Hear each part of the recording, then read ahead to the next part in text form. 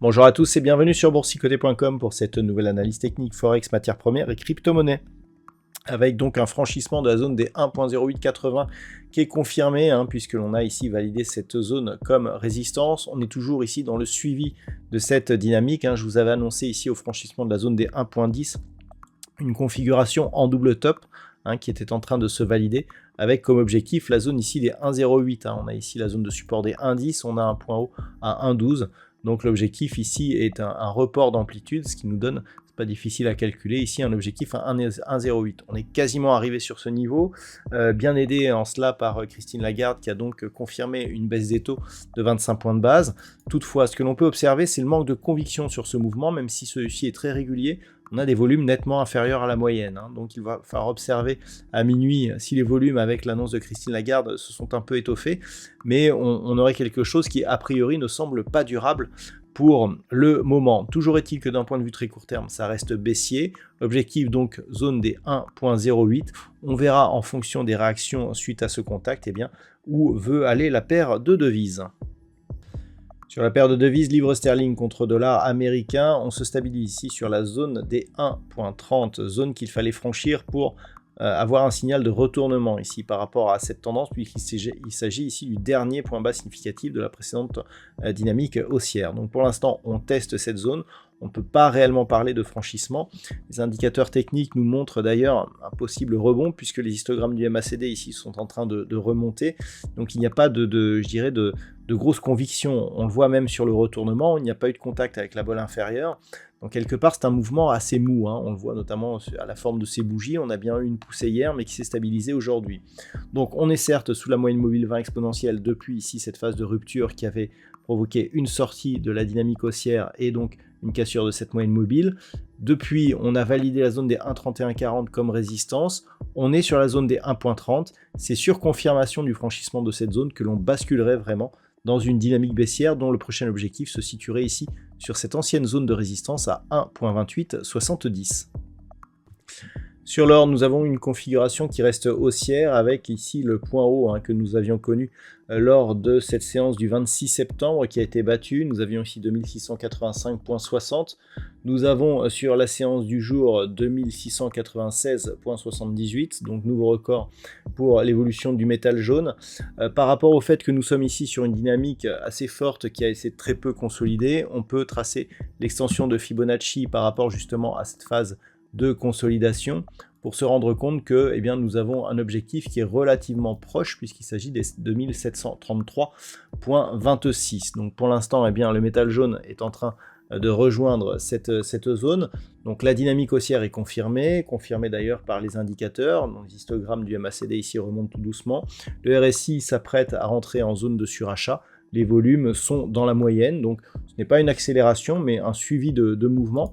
Attention toutefois, on est dans une phase ici qui dure depuis pas mal de temps. On avait eu ici cette phase de hausse qui avait été consolidée à l'horizontale ici durant quelques semaines, avant de reprendre ici au niveau du mouvement haussier. Donc on est vraiment juste dans le suivi, il n'y a pas d'accélération. L'accélération se produisait si après ce contact ici avec la bande de Bollinger supérieure, on gagnait un petit peu en volatilité. Mais pour l'instant, ce n'est pas le cas. Donc c'est un suivi de mouvement. Il faudrait tout de même valider d'une manière un peu plus forte la cassure de ce précédent point haut significatif pour valider une vraie reprise de la dynamique.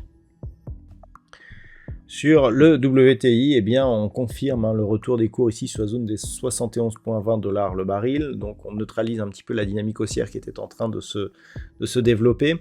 Alors, ce n'est pas tout à fait fini. Lorsque l'on observe ce qui s'était passé à partir de ce point bas, point haut ici, phase de consolidation, on était venu ici, donc sous la moyenne mobile 20 exponentielle qui avait agi comme résistance avant de repartir. Donc là, c'est un petit peu le même schéma que l'on est en train de reproduire. Globalement, certes, effectivement, on manque de dynamisme pour rester au-dessus de cette moyenne mobile, mais on a toujours ici une succession, ici 1, 2, 3, de points bas significatifs qui sont haussiers. Donc même si on trace, je dirais, une une oblique qui part ici de ce point bas et qui revient ici sur des zones de support, on voit que l'on est toujours dans cette dynamique, donc tout n'est pas perdu. Certes, on manque de dynamique, mais on est toujours sur une petite tendance haussière. Donc pour cela, il faudrait ne pas trop casser ici cette zone des 69,70 $ le baril, revenir rapidement au-delà des 71,20 pour espérer repartir ici sur un mouvement haussier un peu plus dynamique. Donc pour l'instant, on teste ici les limites de cette petite tendance haussière. En cas de franchissement, il y aura neutralisation et retournement à la baisse sur rupture de la zone des 67,50 $ le baril.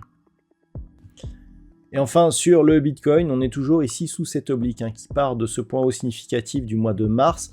On est venu ici chercher les points hauts du mois de mai, du mois de juin, ici le point haut du mois de juillet pour finalement échouer au franchissement, pour l'instant en tout cas, sous cette même zone. Vous voyez, c'est chirurgical, on est vraiment sur une zone ici de contact.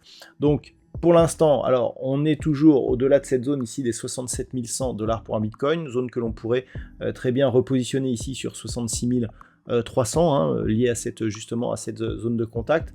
Donc grossièrement, on peut toujours considérer, pas forcément que l'on repasse sous cette zone, mais que l'on est dans l'épaisseur du trait.